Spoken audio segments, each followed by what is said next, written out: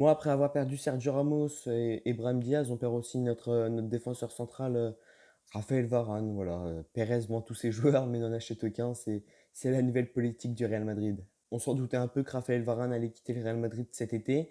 Par contre, la somme pour laquelle il a été transféré, elle s'élève pas si haut que ça. Le Real Madrid espérait au moins 70 millions d'euros. On en récupère que 50 millions d'euros avec un bonus de 5 millions, je crois, donc 55 millions en tout. C'est pas énorme.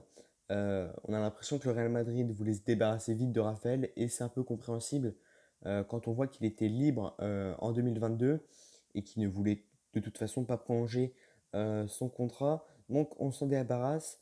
Mieux vaut le laisser partir cet été, récupérer un peu d'argent que le voir partir libre la saison prochaine. Là, je peux vous dire, encore Sergio Ramos, c'est pas grave qu'il soit parti librement à l'aspect financier parce que on n'allait pas avoir 50 millions d'euros pour Sergio Ramos. Mais là, pour Raphaël Varane, si on le voyait partir libre, c'est vrai que ça aurait fait mal au porte-monnaie. Donc il rejoint Manchester United pour 5 saisons pour l'instant. Moi, je pense pas que ça soit une si mauvaise nouvelle que ça du coup, parce que comme je vous l'ai dit, il y a l'aspect financier dans tout ça. C'est vrai qu'on gagne de l'argent plutôt qu'en perdre. Et il y a aussi un truc, c'est que Raphaël Varane, ces dernières années, il n'est pas non plus au top niveau. Sergio Ramos, encore, c'est pas grave parce que lui, il s'était blessé au genou. Donc, on perd un joueur blessé, mais c'est pas grave parce que, bon, même s'il revient, il lui reste quelques années de carrière. Mais Raphaël Varane, lui aussi, était un peu dans le mal ces dernières années. Bah, bien évidemment, il a chopé le Covid plusieurs fois, quelques petites blessures, mais il est pas revenu au top niveau. Raphaël, voilà, donc il part cet été du coup à Manchester United. Quel rôle il jouera? Bah, je pense qu'il sera titulaire avec Harry Maguire, ou alors il y a une rumeur qui envoie quand même Jules Koundé à Manchester United, mais ça j'y crois pas trop.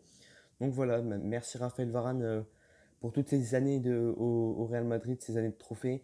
Il a quand même remporté, alors si je dis pas de conneries, 4 Ligues des Champions, 3 ou 2 Ligas, 4 Coupes du Monde des clubs, si je dis pas aussi de conneries là, 3 super coupes de l'UEFA et encore plein d'autres trophées, donc une Copa, une Coupe du Roi, quelques super coupes, etc., etc. Donc voilà, donc c'est la fin de l'aventure Raphaël Varane au Real Madrid. Nous, on va se concentrer du coup sur notre charnière à la saison prochaine, à savoir Militao à la base, je pense. C'est vrai que ça peut être très costaud. Je vais vous le dire honnêtement, moi, Raphaël Varane, je ne le voulais pas titulaire la saison prochaine quand j'ai vu la montée en puissance d'Eder Militao et la recrue d'Alaba qui est quand même un cran au-dessus de Raphaël Varane ces dernières années. Donc voilà, merci Raphaël Varane. Maintenant, on va parler des nouveaux capitaines du Real Madrid. Comme vous le savez, la saison passée, les capitaines du Real Madrid, c'était Sergio Ramos, Marcelo, Benzema et Raphaël Varane. Bien évidemment, cet été, ça va changer, puisque donc Marcelo va récupérer le brassard de capitaine. Ensuite, Benzema sera le deuxième capitaine du club, suivi donc de Nacho et de Luka Modric. Donc c'est pas encore officiel, mais ça devrait pas tarder. C'est assez surprenant de voir Nacho et Modric. J'aurais préféré un petit Casemiro et pourquoi pas là-bas aussi. Mais voilà, le club a décidé de mettre Nacho et Modric. C'est vrai que Nacho a toujours été fidèle au club et donc en quelque sorte il mérite le brassard de capitaine. Et pour Luka Modric, on va pas dire que c'est pas mérité non plus. Donc félicitations aux deux pour leur nouveau poste important dans le club. Vu qu'on parle des capitaines, je vais aussi parler du cas Marcelo. Il y a certaines personnes sur les réseaux qui me disent oui, mais Marcelo, il va être titulaire, il va jouer tous les matchs. Comment ça va se passer? Ferland Mendy, il est très bon et on va le mettre sur le banc. Qu'est-ce qu'on va en faire des deux? Je vous le dis, Marcelo, c'est pas parce qu'il est capitaine qu'il est privilégié. C'est pas parce qu'il est capitaine qu'il va jouer tous les matchs du Real Madrid. Donc, il n'y a pas de souci à se faire. Je pense que Marcelo sera titulaire. Au début de saison, ça sera Marcelo pour le mettre un peu, voir comment il est. Quand Ancelotti, il va voir qu'il est éclaté, il va mettre Ferland Mendy. Mais c'est vrai que si on commence la saison avec Marcelo, on va peut-être perdre quelques points au niveau du championnat. Mais ça sera que le début de saison, donc ça ne sera pas non plus très grave de perdre quelques points au début de saison. Maintenant, on va parler du transfert de l'été. On en entend parler depuis des années, ça ne se fait jamais.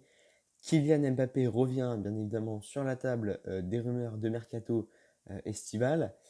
Selon les dernières informations qu'on a, ça serait donc avec la vente de Raphaël Varane, le Real Madrid a accumulé donc 122 millions d'euros Donc ça, c'est ce qu'on avait déjà avant la vente de Raphaël Varane, plus donc, on va dire 50 millions. Donc en gros, plus les bonus et plus qu'on a très arrondi, on va dire 180 millions d'euros. Donc le Real Madrid serait prêt cet été à faire une offre de 180 millions d'euros au Paris Saint-Germain. Alors le PSG espère bien évidemment plus, mais je pense que le Paris Saint-Germain ne doit pas faire trop les gourmands. Quand tu sais que ta star est en fin de contrat et qu'il ne veut pas prolonger, et que tu te dis, alors le Real Madrid me propose 180 millions d'euros, dans l'histoire je perds en rien. Ah, les gars, acceptez. Si c'est pour le voir partir cet été, l'été prochain, pardon, le voir partir gratuitement, ça serait complètement débile. Donc, je pense que le Real Madrid, du coup, va faire une offre pour Mbappé, à voir si le PSG accepte et voir si le Real Madrid et Kylian Mbappé arrivent à se mettre d'accord sur un éventuel contrat.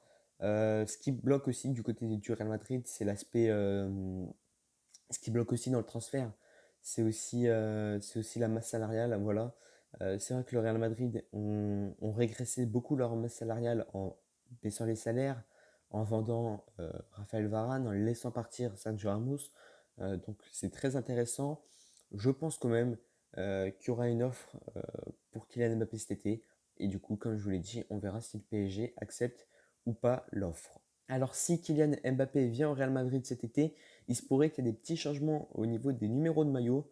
Donc je vais vous les donner. Alors bien sûr, c'est rien d'officiel, mais je vous les donne quand même au cas où ça devient officiel et entre-temps vous avez commandé un maillot du Real Madrid floqué un joueur et qu'il n'a plus le même numéro. Donc je vais vous les donner.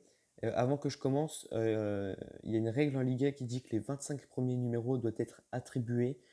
Donc, donc c'est peut-être pour ça aussi que certains numéros vont changer.